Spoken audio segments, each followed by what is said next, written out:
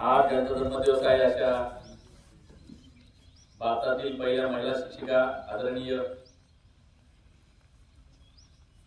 सावित्रीबाई फुले, भारतातील पहिल्या महिला शिक्षिका मुख्याध्यापिका आदरणीय सावित्रीबाई यांचा जन्मदिवस। आजचा जो जन्मदिवस आहे सावित्रीबाईंचा तो म्हणजे महिला मुक्ती दिन, बालिका दिन।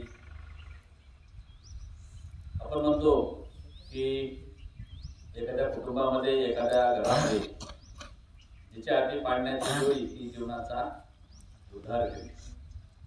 जिच्या हातामध्ये पाडण्याची दोरी असते ती जीवनाचा उद्धार करत असते। आणि अशा जीवन उद्धार करत्या सावित्रीबाई फुले यांचा जन्मदिवस। आज खरं पाहता आपण पाहतो की पूर्वीच्या ज्या प्रथा होत्या ती फार वाईट प्रथा होत्या। प्रत्येक व्यक्तीला स्वातंत्र्य नव्हतं आणि महिलांना तर अजिबात नव्हतं। आणि आज आपल्याला सगळ्या महिला या स्वतंत्रपणे, निर्विकारपणे, निर्भयपणे आज जीवन जगत आहे। आणि ते जीवन जगण्याचं एकमेव ज्यांनी आपल्याला ती परवानगी, परमिशन मिळवून दिली ती एकमेव व्यक्ती म्हणजे आज त्यांचा जन्मदिवस आहे त्याच्या महामहिम सावित्रीबाई फुले। मित्रांनो, आपण जेव्हा पहिलीमध्ये जातो सुरुवात आपल्या जन्मापासूनच करूया। जेव्हा आपला जन्म होतो, जन्म झाल्यानंतर आपली आई आपल्याला लहानपणीच साधारणतः 2 ते 3 तासांनी दूध पाजते। आणि मग 3 तासाचं आपलं वय झाल्यानंतर आपण जेव्हा दूध घेतो, आईचं दूध घेतो आणि आईचं दूध घेतल्यानंतर आपल्याकडे पूर्वी बाई होत्या, आता डॉक्टर्स आले। मग तो कालावधी ठरलेला असतो। पूर्वी जन्मास घातलेल्या बाळाला कुठल्याही प्रकारची लस दिली जात नव्हती। आता जन्मास आल्यानंतर विविध तासानंतर, दिवसानंतर, महिन्यानंतर, वर्षानंतर लस दिली जाते। पण अशा वाईट अवघड प्रसंगामध्ये, वाईट परिस्थितीमध्ये आणि विशेषतः की ज्यांचा विवाह बालपणीत झाला, म्हणजे अगदी 4थीच्या मुलीचं असलेल्या वयाच्या म्हणजे 9व्या वर्षी त्यांचा विवाह झाला। आता 9 वर्षाची मुलगी गृहिणी झाली, बघा किती वाईट दिवस।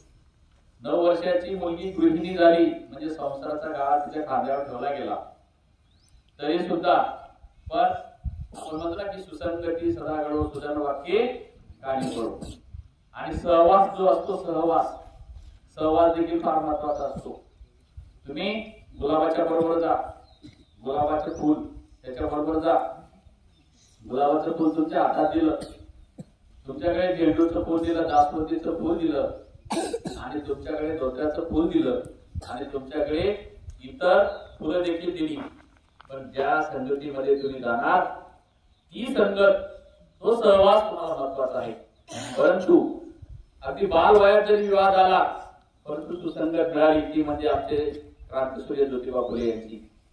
त्यांनी समाजाची त्यावेळेची गरज ओळखली। समाज म्हणजे एक विशिष्ट काळ नाही, त्यावेळेस समाजाची एक गरज ओळखली की स्त्री शिकली पाहिजे, स्त्री शिकली पाहिजे। स्त्री जर शिकली तर जीवनाचा आणि जगाचा उद्धार झालेला राहणार नाही। म्हणून महात्मा ज्योतिबा फुलेंनी 9 वर्षाच्या मुलीशी लग्न झालं, विवाह झाला। विवाह झाल्यानंतर देखील पूर्वी कसं होतं, चूल आणि मूल, त्याच्या पलीकडे काही नव्हतं स्त्रीला, फक्त चूल आणि मूल सांभाळायचं। आता नाही, आता वेगळा जमाना आला। तिच्याकडे असा मोबाईल ठेवला जातो, इंस्टाग्रामचे रील पाहिले जातात आणि इंस्टाग्रामचे रील पाहता पाहता बोगणीमध्ये असलेला चमचा इकडे किचन वाट्यात असलेली गॅस शेगडीमध्ये घुसून जातो। आता फरक पडला तो थोडासा, म्हणजे बदल झाला, खूप मोठा झाला। हा अति शिकण्याचा परिणाम झाला हा। म्हणजे सांगायचं तात्पर्य एक, ज्यावेळेस बाळाला आई दूध पाजते त्यावेळेस रील पाहिला जातो।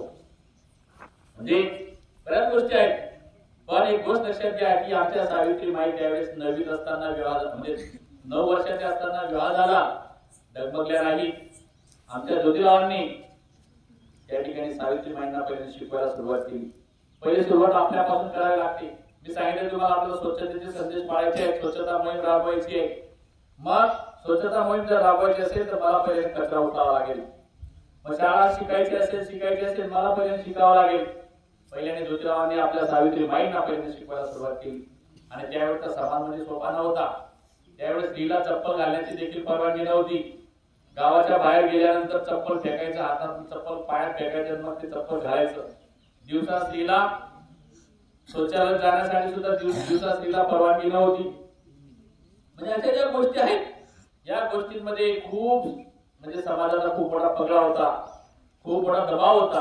आणि अशा दबावामध्ये, अशा दबावाच्या वातावरणामध्ये ज्योतिरावांनी आपल्या सावित्रीबाईंना शिकवलं आणि त्या पहिले मग शाळा काढली. आता पूर्वी कसं होतं, शिक्षण घेणं म्हणजे 2-4 जातींची मग ती लढाई होती. बाकीच्या लोकांना त्यावेळेस शिक्षण घेता येत नव्हतं, बाकीच्या लोकांना शाळेत बसता येत नव्हतं. मग त्यांनी पुण्यासारख्या शिक्षणाचं माहेरघर अशा ठिकाणी पहिली शाळा काढली आणि ती भिडेवाड्यामध्ये शाळा काढली. आणि त्यावेळेस मुली यायला लागल्या. मग मुली यायला लागल्या, इतर समाजातील इतर एका विशिष्ट जातीचे लोक सांगायला लागले, अरे तू मुली शिकायला नको, स्त्री शिकायला नको, स्त्रीचं काम फक्त चूल आणि मुलंच आहे.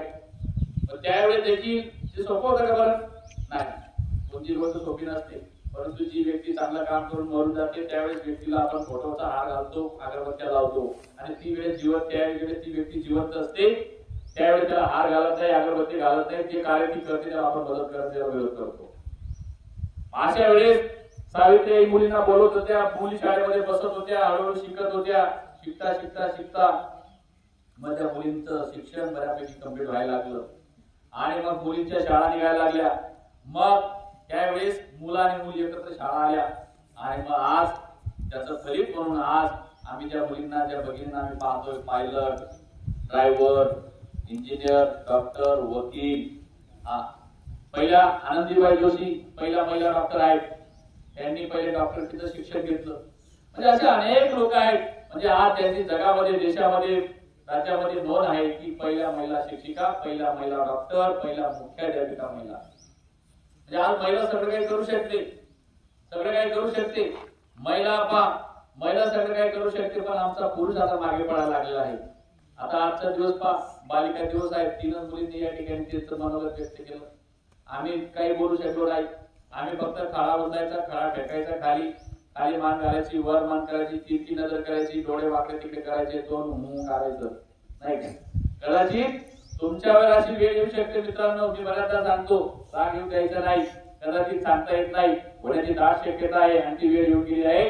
ती म्हणजे मॅडम ऑफिसला जातील आणि तुम्हाला सांगून जातील, कपडे काढून ठेवायचे, भांड्यावरचा सगळे ते भांड्याचा रॅक ठेवलाय ते उचलून घ्यायचे, सगळे भांडे व्यवस्थित लावायचे, टाकीजवळ टाकी ठेवायची, डिझाईननुसार ठेवायची, ताटाजवळ ताट ठेवायचा, वाटीजवळ वाटी ठेवायची. आणि जर असं ठेवलं नसेल, संध्याकाळी त्या भांड्यांच्या रॅकमध्ये सांची असेल आणि उलट असेल ती तुमच्या डोक्यात बसण्याची दाट शक्यता आहे. याचं कारण आपण आहोत, याचं कारण कोणतं नाही, आपण आहोत याचं कारण कोणी नाही, दुसरं कोणी नाही. कारण तुम्ही शिकत नाही, तुम्ही प्रयत्न करत नाही. या मुली प्रयत्न करतात, या महिला प्रयत्न करतात, आम्ही करत नाही. पूर्वी एखाद्या ठिकाणी एखाद्या कार्यालयामध्ये एखादी महिला असायची, आता निम्मे महिला आहेत, निम्मे महिला आणि निम्मे पुरुष आहेत. म्हणजे आज ही जी परिस्थिती आहे, कारण ते करण्याचा प्रयत्न करतात, आपण करत नाही. आपणही प्रयत्न केला पाहिजे. आता या ठिकाणी 3 मुलींनी चांगल्या प्रकारे त्यांच्या पद्धतीने त्यांनी मांडलं. म्हणजे ते घरी गेल्यानंतर सुद्धा ते प्रयत्न करत असतात, आपण करत नाही.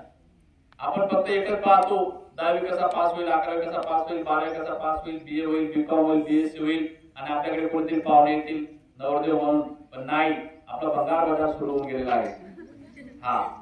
भंगार बाजार सुरू झालेला आहे. भंगार बाजार मध्ये आपल्याला 2 रुपये किलो कोण घेणार नाही आणि याच्याकडे 100 लोक जातील. तुमच्या मुलीचं लग्न करायचं आहे का? याच्याकडे 1000 लोक जातील. आपल्याकडे सांगितलं की ते हॉटेलवर जसं असतं, एखाद्या रस्त्याच्याकडे हॉटेल असते, त्याच्याकडे बॅटिंग असते, काठी असते, तो शिट्टी वाजतं, या आमच्याकडे मिसळ चांगलं आहे, या आमच्याकडे. आपण म्हणतो तो मिसळ तसंच जाईल. आपली परिस्थिती अशी वाईट होणार आहे. कारण का? आपण शिक्षणासाठी पवित्र ठिकाणी जात नाही, आपण शिक्षण पूर्ण घेत नाही. आपल्याकडे असलेले जे स्किल आहे ते स्किल आपण डेव्हलप करत नाही. तुमच्याकडे जे स्किल आहे, सगळे कलेक्टर होणार नाही, सगळे डॉक्टर होणार नाही, सगळे इंजिनियर होणार नाही, सगळे वकील होणार नाही, सगळे ग्रामसेवक तलाठी होणार नाही. पण माझ्याकडे जे स्किल आहे त्या स्किल मध्ये मी जर धन्यता मानली आणि ते स्किल डेव्हलप केलं तर मला सगळं काही होता येईल.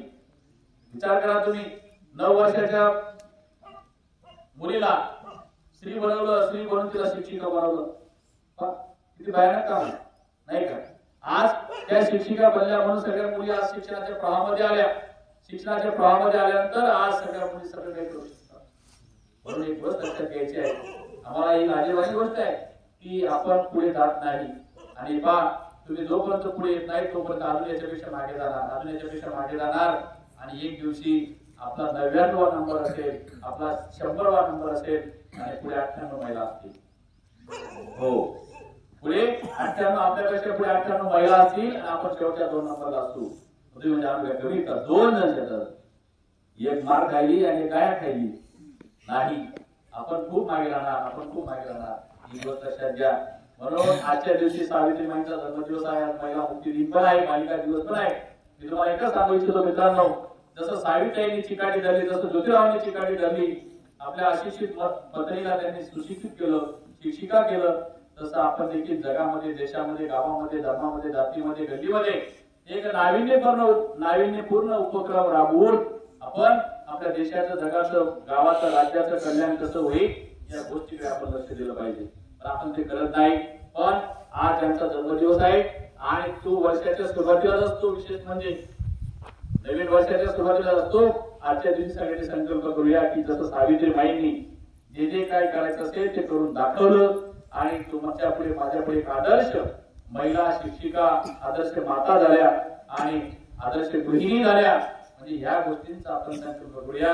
या ठिकाणी बोलता बोलता जे काही चुकीचं असेल ते माझं असेल, माझ्या मनाचं असेल, माझ्या शरीराचं असेल, माझ्या बुद्धीचा दोष असेल आणि जेही काही चांगलं असेल त्या अशा महान व्यक्तींचा, चांगला संस्काराचा, त्या चांगल्या व्यक्तिमत्वाचा गुण असेल. त्या ठिकाणी बोलता बोलता थांबतो. जय हिंद, जय महाराष्ट्र. या ठिकाणी आपण सगळ्यांनी या ठिकाणी मनोगतही ऐकून घेतलं, त्याबद्दल तुमचेही मनोगत आभार मानतो, धन्यवाद देतो.